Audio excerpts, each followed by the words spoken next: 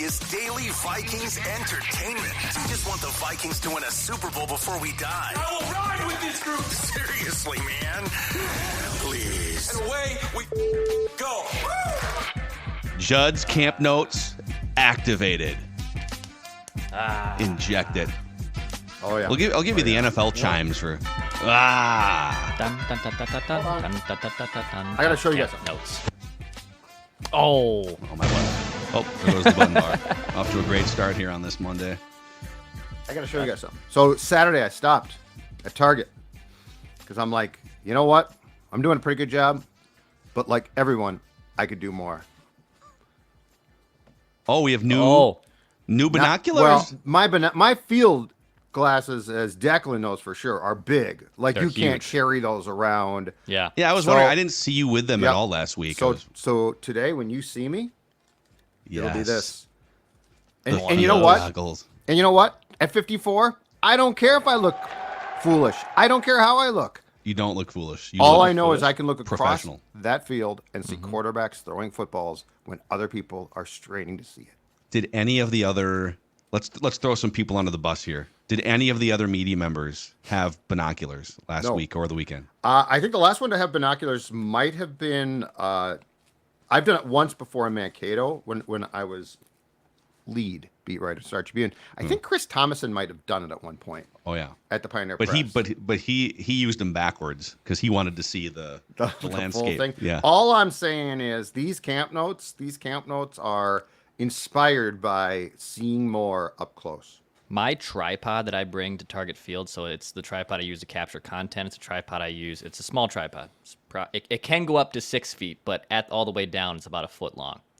It sets off the machine at security at Target Field every time, and the security guard, God bless him, he still has to look in my bag every single time, but he knows it's the same childish-looking adult that is just carrying in this tripod, but we have to make sure that there's nothing in this. I'm glad that he's checking your bag because I remember going to the Indy 500 one time, and people were bringing in coolers and backpacks. 250,000 people. Oh, that's a national. We event. literally we walked in. We're like, we just brought 4 coolers and 6 backpacks, and nobody checked any of them.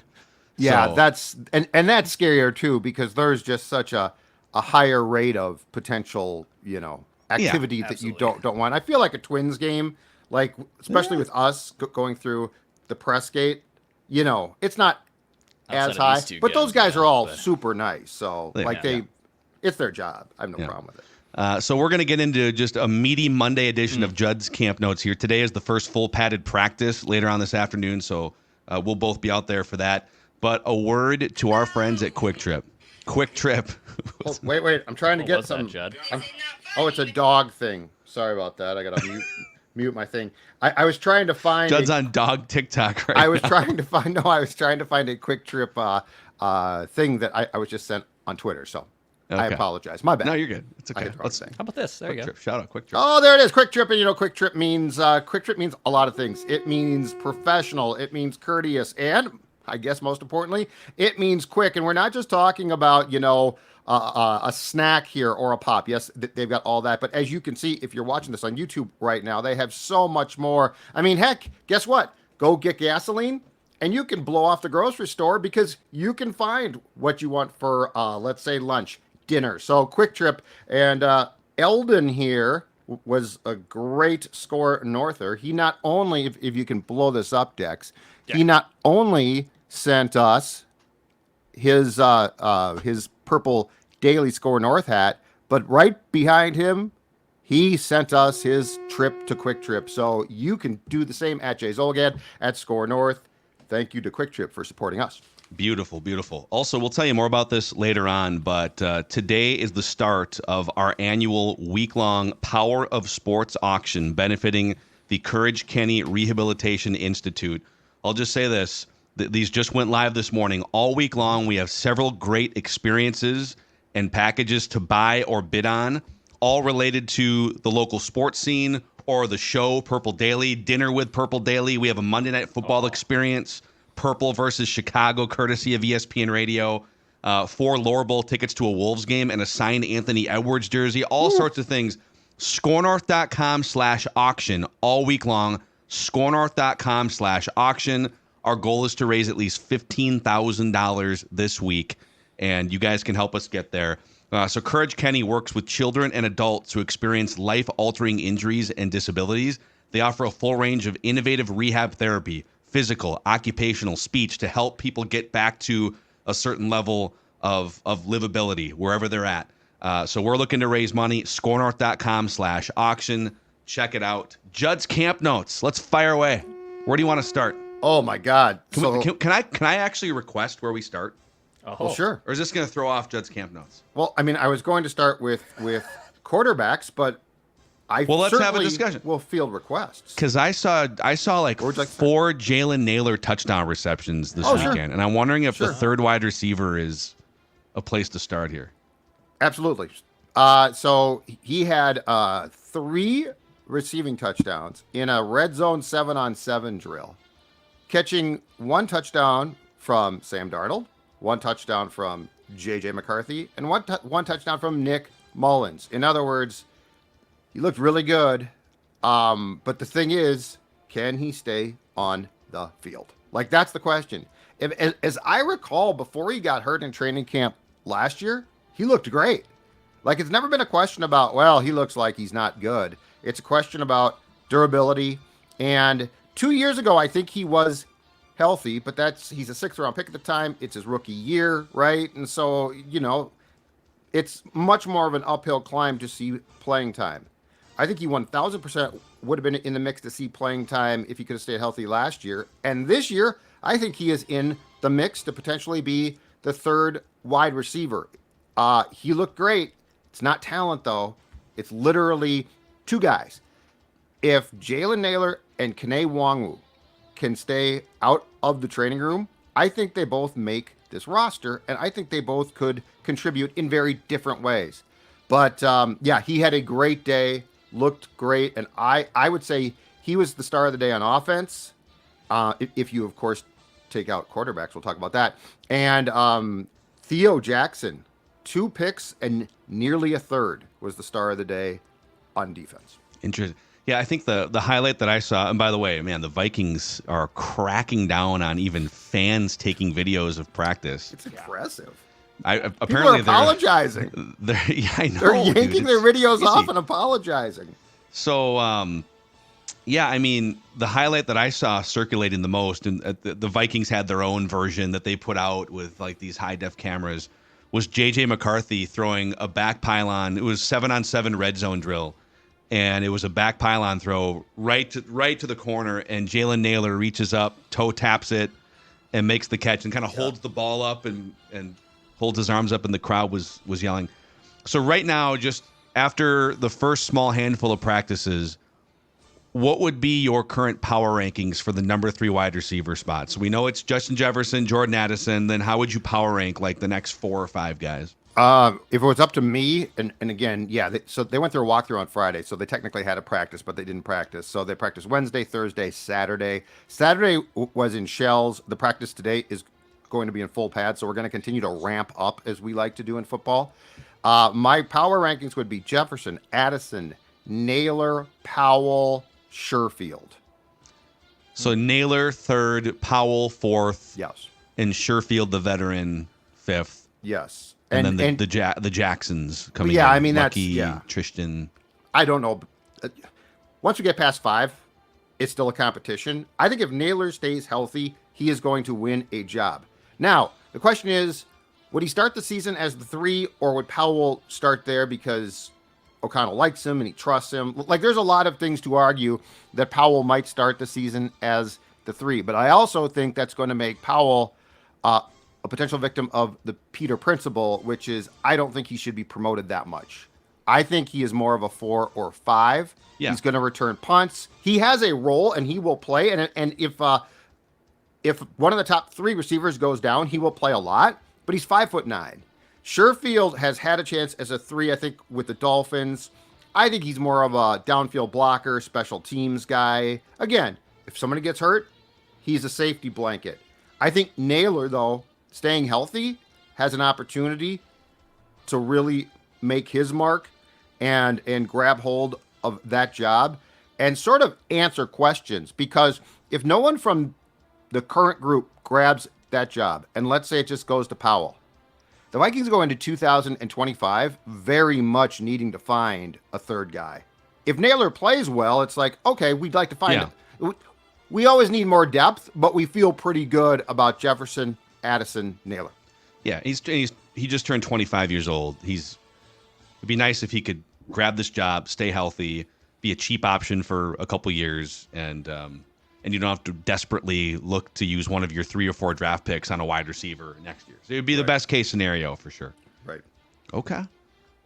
All right. Now we can go to quarterbacks. Okay. All right. Can you do me a favor? Can you play the alarm sound? Not because I'm not doing this because I'm nervous. I'm doing this as a warning. I'm doing this as a warning to everyone on this show, including myself. I'm doing it as a warning to you out there, PD faithful. I think we need to be very careful in how we contextualize every day at QB, because I saw it, and I'm not surprised. I saw it, though, on Saturday already, which is McCarthy is ahead of Darnold, blah, blah, blah. Okay, first of all, it is a fact that on Saturday, J.J. McCarthy looked better than Sam Darnold did, okay? That is just a fact. What we need to remember is a few things. One is Darnold is seeing better defenses. Like, he's seeing Flo's first team more.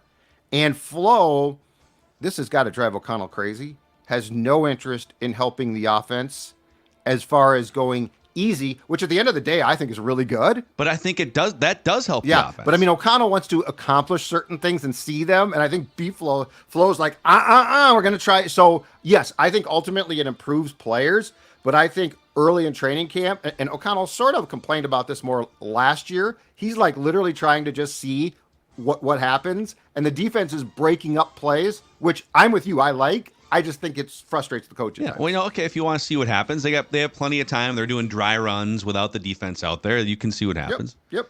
Iron sharpens iron. I'm not going to disagree with you. I'm not going to disagree one bit. The other thing we need to keep in mind is this. 2 things. Darnold is a placeholder, nothing more, okay? So, like, it's not like, oh, my God, Sam Darnold, what could happen here? He was signed to a 1-year, $10 million contract to hold a place. The last thing is, before we get to the specifics, J.J. McCarthy, in my opinion, is competing more against J.J. McCarthy than Darnold. The timetable here has nothing to do with what Sam does. It has everything to do with what the coaching staff sees from him. So this is not like an open competition of if you beat out Darnold and you still don't look great, kid, you're going to start. So we need to keep all of those things in mind to, in my opinion, contextualize the conversations about what we are seeing, because it's not your run-of-the-mill training camp quarterback battle. Man, I can't remember if we brought this up last week, but that Joey Molinaro, that comedian who does all the impressions. I saw it. Yeah. It's hilarious. Or he did the progression of a coach talking about his rookie quarterback. Okay, so it's great to have J.J. McCarthy in the building here. He's going to be learning behind Sam Darnold, and it's Sam's job, and J.J. is just going to settle in. And then the next month during the offseason, J.J. did a great job. You may have seen him mix in with the ones, the first team offense, but we're just mixing and matching. It's camp. And then fast forward to week 1, he walks up with the folded up piece of paper like coaches do, unfolded on the podium. Puts his glasses on his head. J.J. McCarthy is our starting quarterback for week 1. It was awesome. Oh, it's hilarious. So people, now that we have thousands of fans out there, you're saying we need to just take a deep breath as we consume these training camp practices. I think we need to understand what we're watching. Like, we're not watching a straight up, in my opinion, quarterback battle. And if McCarthy, every day that McCarthy looks better than Darnold, that means he's going to get the job. The real question is, does McCarthy look like they want him to look? Is he achieving those goals? It has nothing to do with Sam. All right, on to snap counts. Let's go. Saturday snap counts. You waited a long time. I'm going to give you what you want, folks. Sam Darnold, 26 snaps in team drills, which, of course, is 11 on 11. 5, they just did 1 red zone 7 on 7 period. So both McCarthy and Darnold got 5 snaps apiece in that period. J.J. McCarthy, as far as team snaps go, got 15. So Darnold got 11 more, and keep in mind, it's some better competition ordinarily. Not across the board. I'm not saying that McCarthy didn't see anyone good. Nick Mullins, 7 snaps in team, 2 in the red zone. They're just trying to sort of keep him warm a little bit. And then Jaron Hall got 3 in team and none in the red zone as he heads to the practice squad and ultimately probably placed by me in the press box watching games on Sunday. So is that 26 snaps for Darnold, all with the first team, and then 15 snaps McCarthy, all with the first team? They're all or the second team? Yes. And they're going against defenses that are mixing in guys. So like it's not consistently all first team guys against one guy. Flores is mixing guys up a little bit and doing things to prepare his defense. But yes. So I have not seen JJ McCarthy get a first team rep yet in team. Okay, so we're almost we're going to be a week in. I guess Wednesday was the first. We have a couple more days. I wonder if after a week he would start because hey, KOC said he was going to get some looks with the first. Wes team Phillips now. did too, and when pressed a bit, declined to say when. So there's a plan. I'm willing to bet, and in fact, if I can get out there on Tuesday when O'Connell talks, I'm willing to bet he won't divulge it, but he has his preseason rotation set as well. So like the 3 games, I'm willing to bet he knows exactly who he wants to play when. Hey, do you remember just asking for a friend who plays a game called Write That Down? JJ McCarthy's first red zone touchdown pass, was that to Jalen Nailor? It wasn't to Justin Jefferson, right? No. But he did throw a red. I saw he threw some 7-on-7. Oh, we're digging out the raw notes here. I got the raw notes. I charted the whole practice. These are the notes before they get distilled into the digital document, you put it folks. Beautifully. You put it exactly right. 7-on-7. JJ McCarthy. Oh, wait. Full team red zone. Oh, no. No full team red zone. Only 7-on-7. Only 7-on-7. Okay. They did a bunch of full team stuff. They did not do. I think we're going to see full team red, as coaches like to say, today with pads on. So they didn't have lines. So yes, the lines were not out there. So does that eliminate your question? I'd have to look at the phrasing of how I think I said I'll keep my notes. First full team 2-minuter. Okay. We might have actually breaking news, right? Yeah. Breaking Vikings news. Oh, happening. Wow. What's going on? Speaking of Write That Down. What's going on? Go ahead, Dex. Sounds like John Parker Romo got waived. He tweeted about 30 minutes ago. We're recording this at about 10 a.m. Central Time. He says, "Never know when your last snap is coming." And he says, "Thank you, Vikings. Might be back sooner than later. I will be available tomorrow at 4 p.m. Eastern Time." Yeah, he won't be back here, but that's great. By the way, he posted, looks like a photo or a video. Yeah. I'm just looking at the still frame of his last kick in practice. Yeah, this is from the practice. Saturday? This is taboo. He took a video or a screenshot from the practice tablet and put it out. I don't know if you're supposed to do that. Well, of course you're not. 48-yard line, left hash, 15 to 20 mile an hour crosswind. Yeah. I'll update you on that right now. There's a reason, and you knew he was gone. And I. Yeah. This is a mercy cut. It's very, very smart. So JPR was 3 of 4 at the end of practice. He made kicks from 32, 40, and the one that you're looking at, 48. He missed wide left from 43 yards. Okay. Why is that important? Because Will Reichert, before him, nails. 5 of 5. Big leg Bill. 32, 39, 42, 45, 47. Perfection. Wait, so you're telling me that we ended the kicking competition because one guy missed a 43-yarder with some we ended it because there was no competition. I'm willing to bet that if this kid was smart, JPR went in and said, you know what, this is not a competition. I would like to compete for a job. I can find a place to perhaps. No, I have in my notes that I think that there's an off chance the punting competition is real. This was a charade. When you draft I saw Vernon kick one to the moon in one of those practices. And I don't know if Wright was working on placing kicks or what, but he did not punt great, but he might have been. If you're working on something, it can affect things. So I don't know that he was just trying to boom the ball. Vernon, it looked like was, but I think there's a competition there. This was not a competition. And dare I say it in the best sense, Will Reichert in that leg looked very much like Blair Walsh in his first year here. Which is that's good. That's because huge. Blair Walsh Good. was incredible his first year. Incredible. We just don't want him to look like Blair Walsh in like Right. his third year. I'm just saying that when they drafted big leg John Carlson, he never looked really comfortable and has gone on to, or Daniel Carlson, sorry. He never looked comfortable here and, clearly had the meltdown in Green Bay, went on to the Raiders and has been great. Blair Walsh in his first year here was fantastic, and Reichert's leg is like the same type of leg. It's very springy, very active. Love it. Wow. So we're 5 days into practice here, and one of the position battles is just It's done. ended by It's big done. leg Bill. Also opens up a roster spot for now. I wonder if that could be a cornerback coming in. Interesting. Maybe Stephon Gilmore? No. We could talk about that too. I think that might happen. I don't think it's going to happen for a while. Yeah, we kind of you kind of mentioned that Okay. on the Saturday episode. I forget what I said He to might you pull and what like I said. pull like a Brett Favre and wait till the grind of camp is over Yeah. and then come in. That You're makes correct. sense. I tell Stella some stuff. I tell Dawn some stuff. She tells me to be quiet. I tell you guys some stuff. I can't remember now because camp notes are always a thing right here. Yeah, Judd's camp notes aren't like a thing that we do. It's a lifestyle that we It's a live. life. Yeah. Exactly right. Okay, back to the quarterbacks. I actually charted passes and completions on Saturday. Darnold, team, 9 for 12.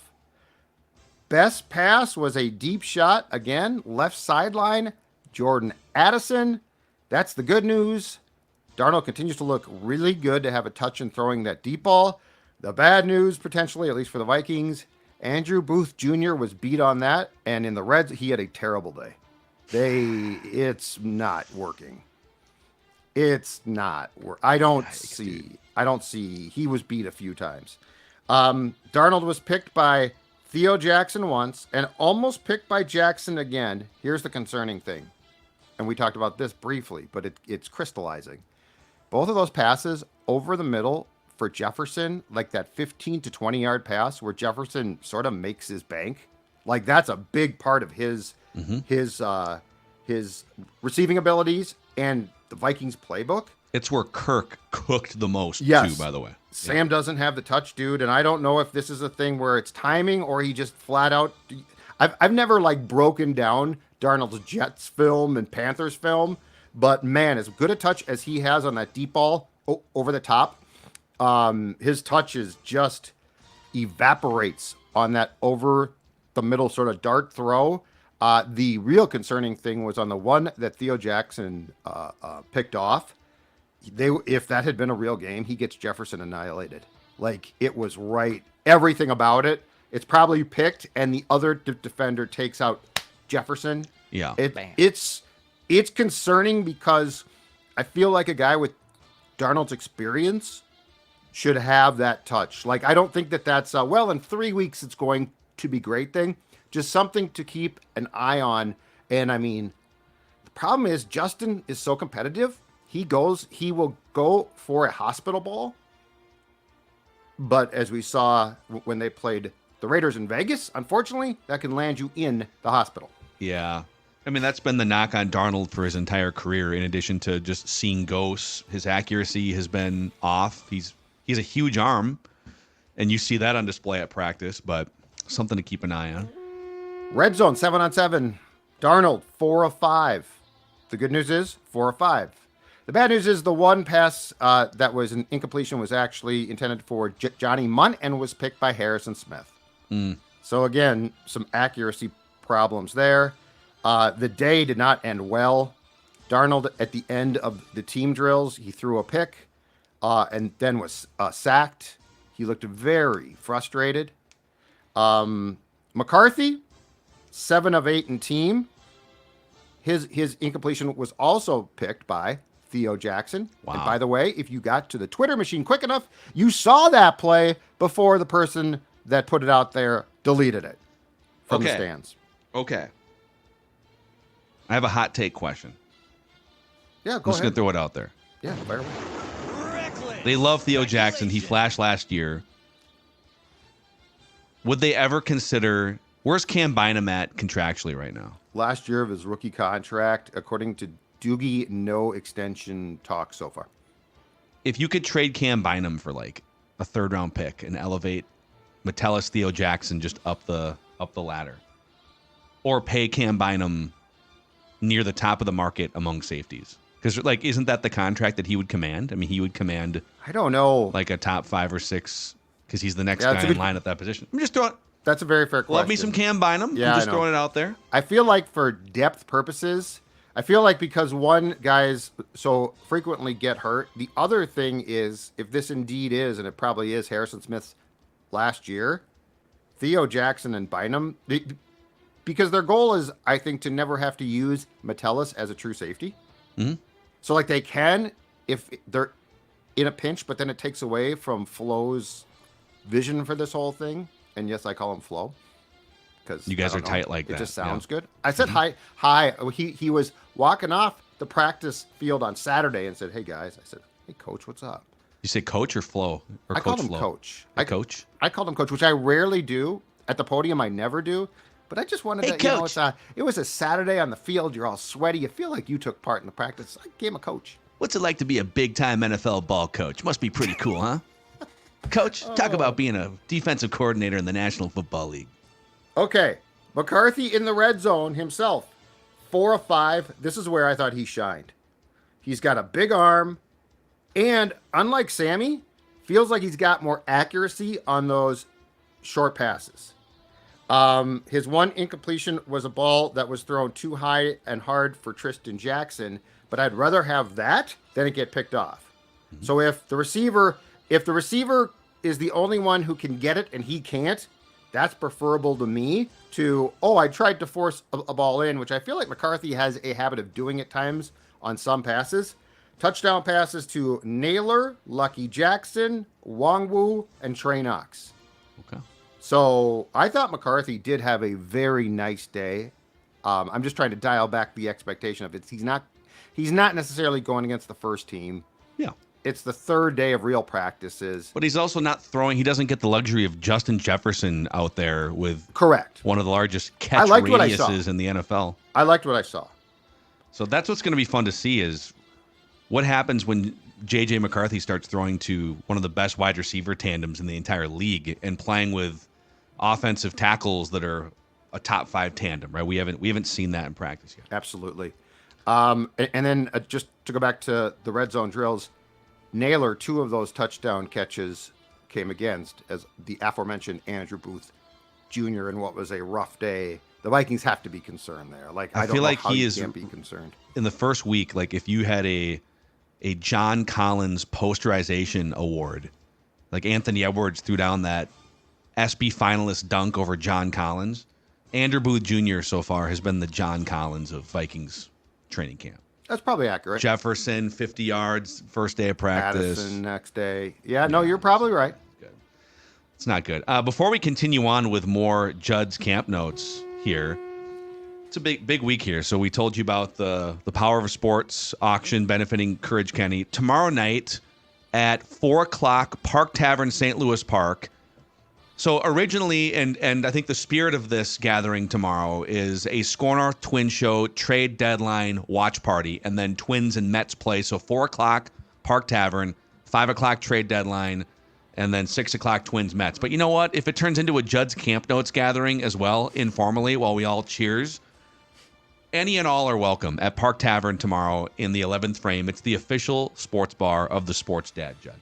It's going to be a great time to cheers some beers, eat some great food, and then at 6 o'clock we can watch the Twins and the Mets because Eureka, despite the fact that we're supposed to be getting Bally Sports North on Comcast again, we have not. Well, guess what? Park Tavern has all the games all the time, so we can watch the Twins and the Mets in the 11th frame as well. Check out Park Tavern, located at Highway 7 and Louisiana in St. Louis Park. Yeah, just come hang out with us. Also, Judd's Camp Notes are presented in part today by the Minnesota Renaissance Festival, which it opens weekends, Saturday and Sunday, starting August 17th through the end of September, plus open Labor Day, Festival Friday as well, which is September 27th. The magic is calling at the Minnesota Renaissance Festival. You can throw axes, wield swords, watch live armored combat jousting, All right. None of this fencing stuff from the Olympics that I was watching on the Gold Zone channel. Like, no, actual live armored combat jousting. Actual Vikings at the Renaissance Festival as well. Tasty turkey legs, beer, and wine, 18 stages of entertainment. You can find discounted tickets at renaissancefest.com. That's renaissancefest.com. Okay. Judd's camp notes. Okay, let's re-engage. Yes, let's address the cornerback situation because so Shaq Griffin, it turns out, has a soft tissue injury in his leg. He's going to miss some time. How much, we don't know. O'Connell's indicated it won't be that long, but he's a veteran, and with things like this, I always feel like the timetable can either be pushed back or so. They are now down. If they started camp, let's just say for the sake of conversation, planning to have, when they were in the nickel, Mekhi Blackman, who I think was going to win a starting job at least in nickel. Byron Murphy Jr. and Shaq Griffin, they're now down to one of those guys. They still have a bunch of guys in the room. O'Connell indicated that they were going to probably, again, just as they did a week ago when Blackman got hurt, they're probably going to add a body. So a guy to come in for camp, but he's almost certainly going to be cut. But he added at the end of an answer to a question on Saturday, O'Connell also said this. So he goes through this whole spiel about, we're going to add a guy probably because blah, blah, blah, and we need bodies here.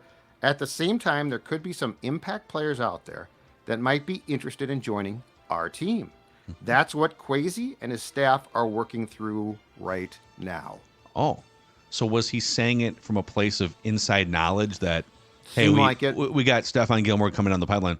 Or is he applying pressure to Kwesi in the front office saying, hey, we can't. I know that it's kind of a transition year here, but I'm looking to win some games here. Yeah. Let's not tank this thing. My guess is they've got someone lined up, right? It sounded to me like he's telling you that they're making calls, and I would say that as much as Kevin putting pressure on, it's also Flores.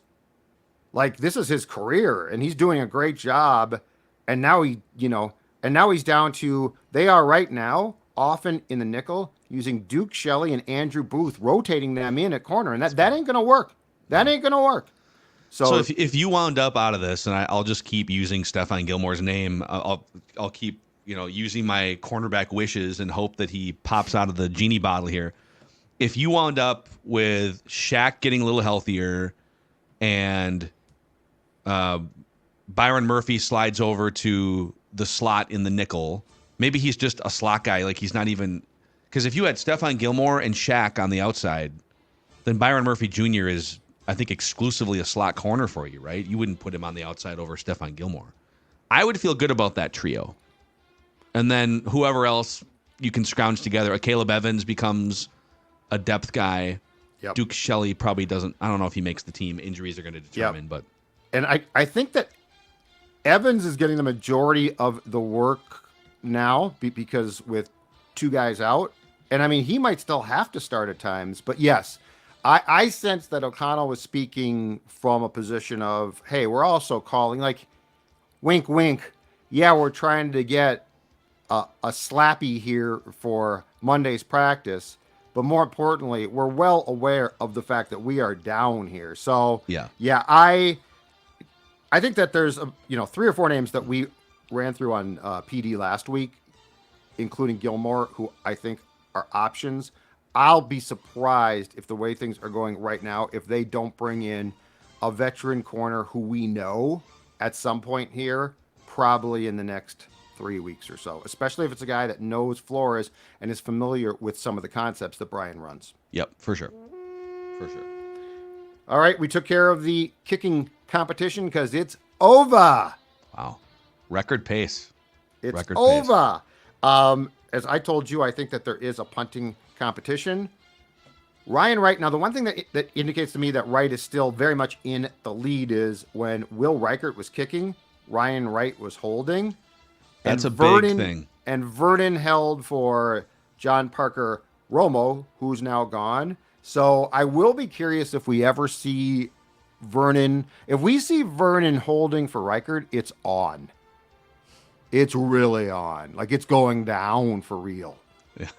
In fact, wouldn't you, like, if you're not going to even go forward to that step in the exercise, then why even keep the second punter around, right? Like, if it's not an actual competition at this point, you need cornerbacks in this room right now. You could maybe use another wide receiver. Right. Yeah, So you're right. I would urge them to take that step and see if there's some holding chemistry with And who big knows? Big leg Bill and I'm willing to bet 6'5" Seth. I bet that in the full practice session Monday, today, I bet we get some kicking action. And who knows? He might hold then. Brandon Powell, returning punts, did that last year. Not a surprise.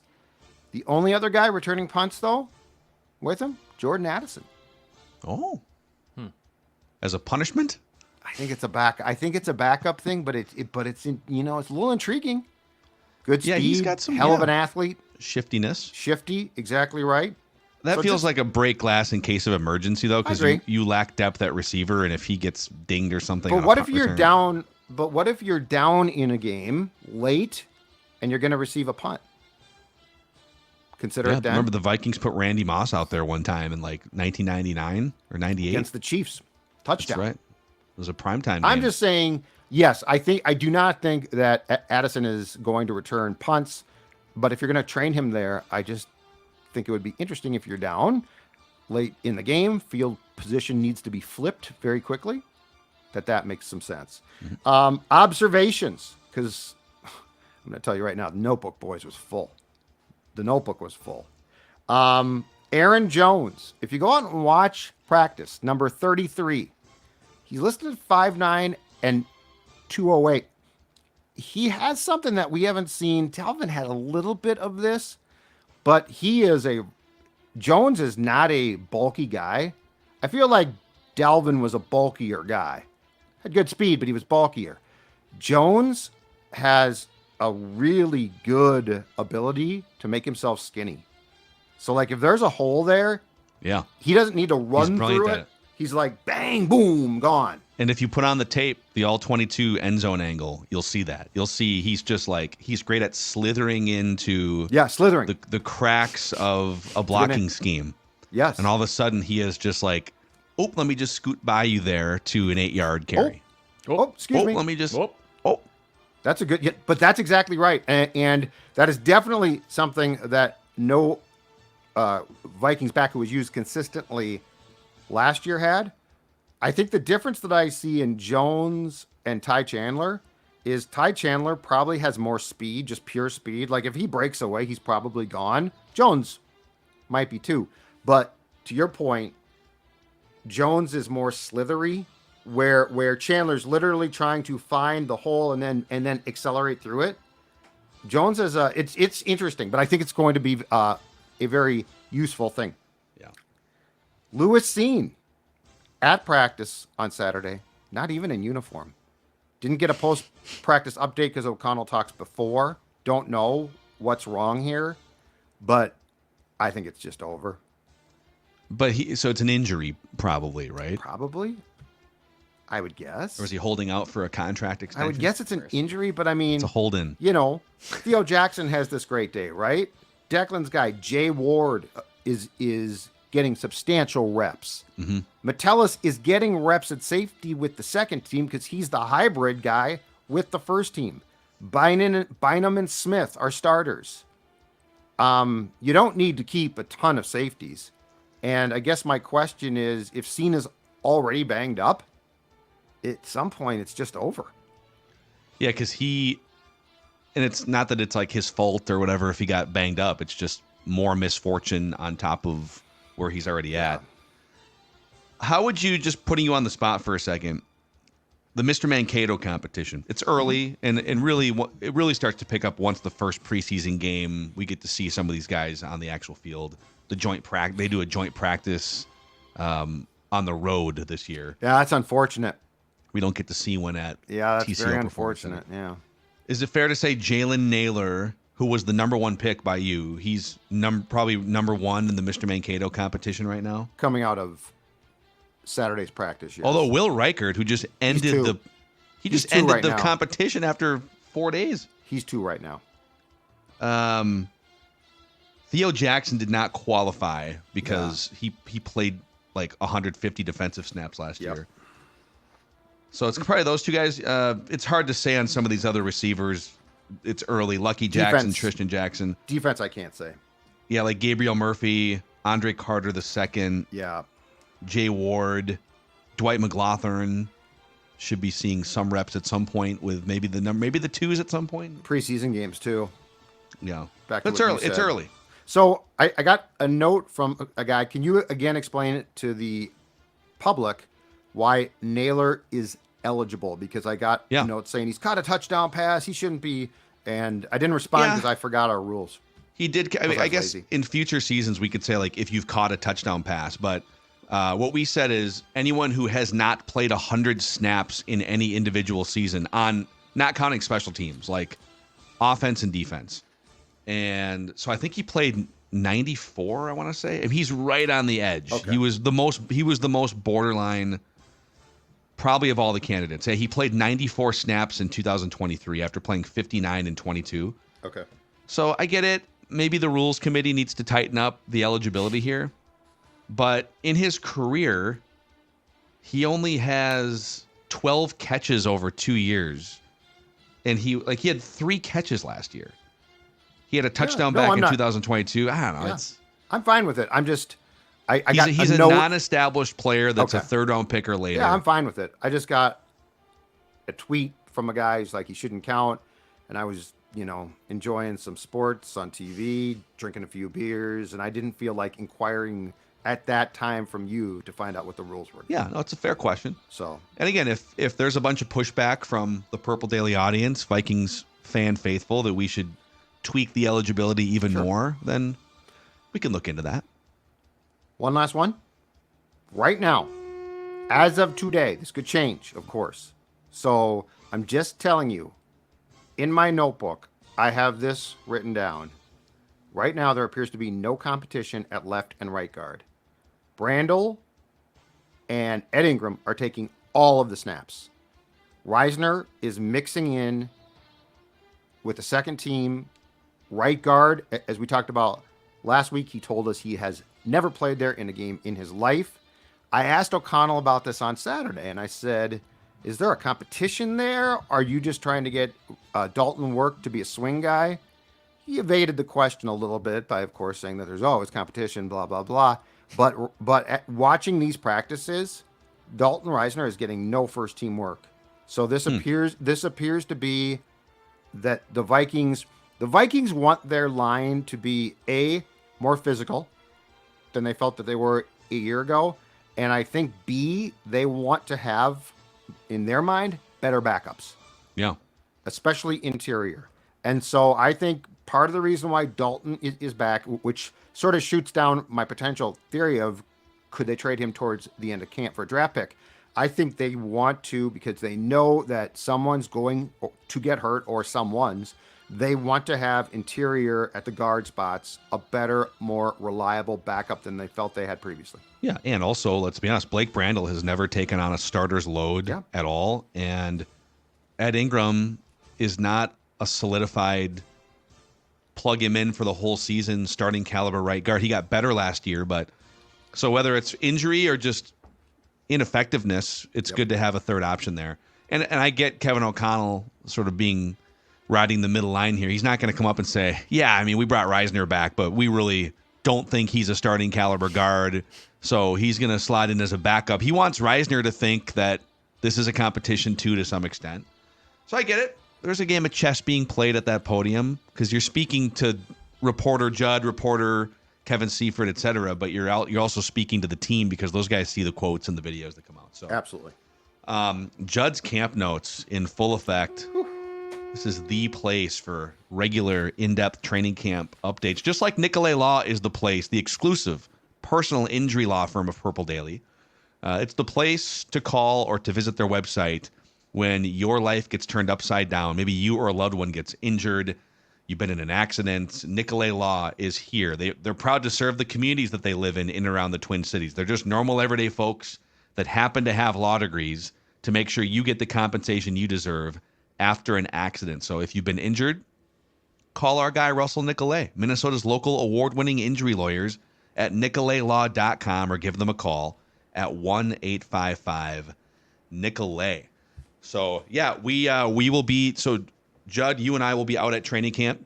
Dex is going to be monitoring Twins trade deadline activity the next 24 hours. Insert joke about crickets here for that. But if you see the sports dad, if you see me, anyone else from SCORE that happens to be at training camp, come up, say hi. Don't be shy. We'll be out there watching full padded practice. And then tomorrow we will be at Park Tavern at 4 o'clock in St. Louis Park, just hanging out, talking Twins, talking Judd's camp notes, 4 o'clock, and then the 5 o'clock trade deadline, 6 o'clock Twins and Mets. We'd love to see you. And don't forget to check out the Power of Sports auction at scorenorth.com/auction. All sorts of amazing things up for bid right now, or up for buy it now. You can check them out for yourself. scorenorth.com/auction. All right, boys. Whew. Buckle up. I need a nap after that. Oh, Camp notes. this is daily Vikings entertainment. We just want the Vikings to win a Super Bowl before we die. See you guys.